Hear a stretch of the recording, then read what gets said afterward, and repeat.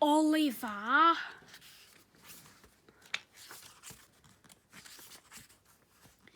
This is a story about Oliver, the Great Western Engine. His owner didn't want him anymore, and he was going to be turned into scrap until someone came to the rescue.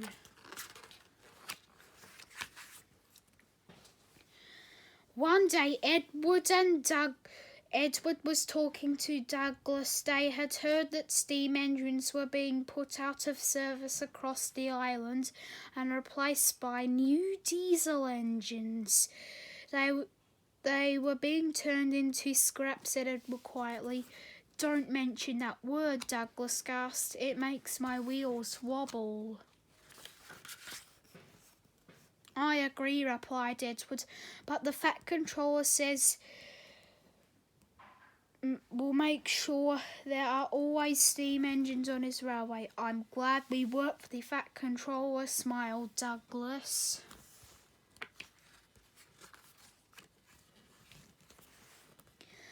Thank goodness, said a voice in the darkness. Douglas could just make out a little Western engine. This is my coach, Isabel, and my brake van, Toad, said the engine.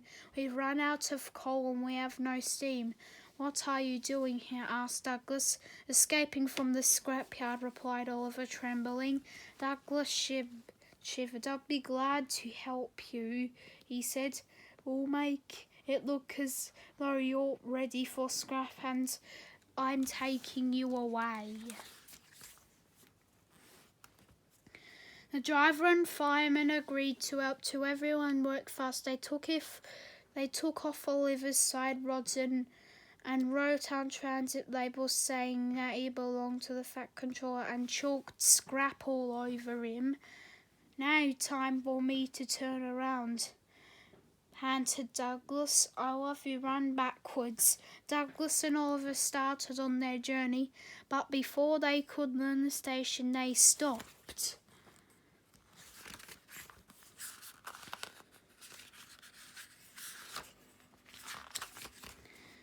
Ah! Exclaimed the foreman, shining his torch at Oliver. A Great Western engine is light. Standing lightly further back. With a Western coach and a Western brake van, you can't take these. But all of us see for yourself, exclaimed Douglas's driver.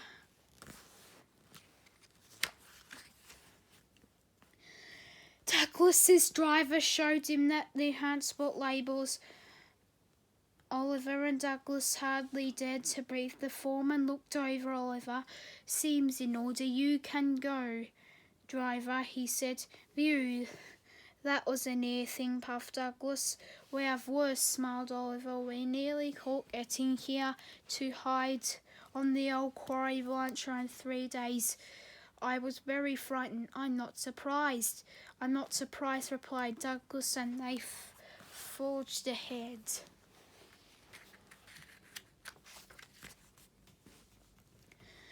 It was daylight when their journey ended. We're home, cried Douglas as they reached the Fat Controller's railway. I know just the place for you, and showed them an empty siding for a nice hidden away. Goodbye, thank you, whispered Oliver.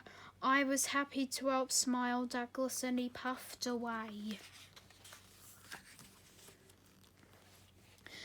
Back at the shed, Douglas told the other engines about Oliver, and they were very excited and agreed that something must be done for him. The Fat Controller will have to know, said James. Douglas should tell him at once, added Gordon firmly. Well, here I am, said a cheerful voice now. What is this all about? It was the Fat Controller. The engines were silent. Beg your pardon, sir, we don't need another engine, said Duck quietly at last. Yeah, a steam engine, sir, said Gordon. We do indeed, replied the Fat Controller, but I'm afraid unless one is safe from scrap, there's a little hope. But, sir, burst out Douglas, one had been. Who told that? Douglas asked the Fat Controller. The engines looked nervously at each other. Sir, I saved him, muttered Douglas. You saved the steam engine, exclaimed the Fat Controller.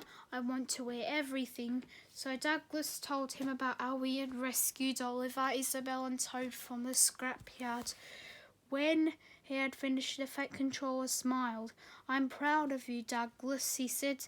Oliver, Isabel and Toad is what I just need for Duck's branch line. Thank you, sir, replied Douglas, and all the engines cheered. The Fat Controller soon had Oliver, Isabel and Toad mended and painted in full Great Western colours. They were very happy on Duck's branch line.